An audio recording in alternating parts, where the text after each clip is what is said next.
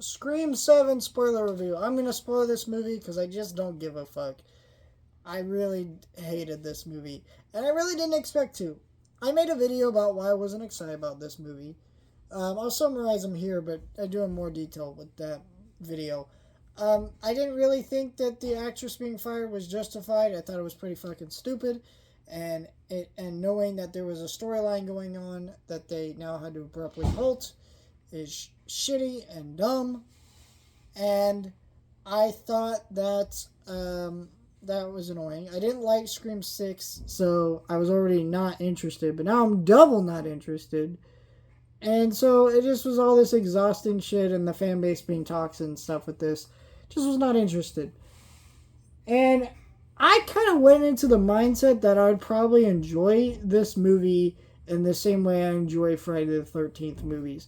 Where even if one of them isn't good or is pretty lame, I still fucking enjoy them because they're just dumb slashers. But I just was so bored by this movie. Let's start with the positives. I was actually very surprised that they referenced things from Scream 6. There are characters from Scream 6 that show up in this movie. Things that happen. Sorry, my dog's looking at. Okay. You want to talk to me while I do dish? Yeah? But there are characters in this movie that are from Scream 6 and that come back.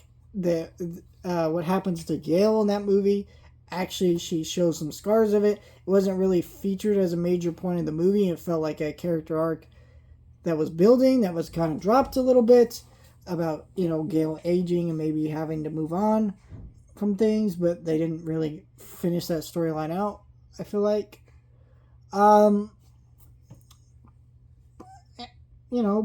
I enjoyed that. I enjoyed the McKenna Grace's character being murdered because she was a character that you expected to become part of the crew in this movie, and she didn't. She immediately died and got sliced open in one of the craziest kills this franchise ever had. Like, holy fuck, that was crazy. The rest of this movie is just awful. Because, first of all, you have Neve Campbell, who just feels like she does not give a fuck in this movie. She's so low energy. She's just doing the Laurie Strode thing, but like worse. Because I really don't ever buy her connection to her daughter. I don't think her daughter was a good enough character to also be a co-lead with her mom here. I feel like there need to be stronger writing with these characters. And the Schumacher shit with him coming back with AI and shit just felt so manipulative and just we have to bring him back because we burnt the fan base, so let's pull this shit in the trailer, show that he might be back. And then when you actually watch the movie, it's fucking lame and shitty, and it's also so they can make some fake ass commentary about AI, while the movie literally feels like it's written by AI because it felt like it's going through all the basic tropes of a Scream movie with none of the heart or effort or care. It just felt like, let's run through the checklist. They went through the checklist, they did it, and it sucked ass. And I just never want to watch this movie ever again because this movie was garbage. I mean, I'll probably will see this again multiple times within my life because I tend to be someone who likes to rewatch series of movies, and I rewatch the Scream movies quite a bit. Even 6 and 3, which I'm not a big fan of. I rewatched all of those before this new one came out, and I'm sure that this will be part of the marathon, but other than that, there's no reason for me to ever want to actually revisit it, and this will probably be the one that I watch the least, and I think Scream fans, seem to be kind of mixed on this one, but I think y'all have to agree, this movie just ain't good.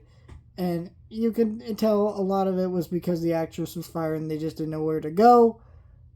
I mean, even the idea of acknowledging what happened in Scream 6 doesn't actually fucking make it better because the way they do it in this movie feels like so embarrassing of like, well, where are all these other characters that you're not following up on? Where's Jenna Ortega's character? Where's Melissa Barrera's character, right? If we're going to see all the other ones, why can't we see the rest of them?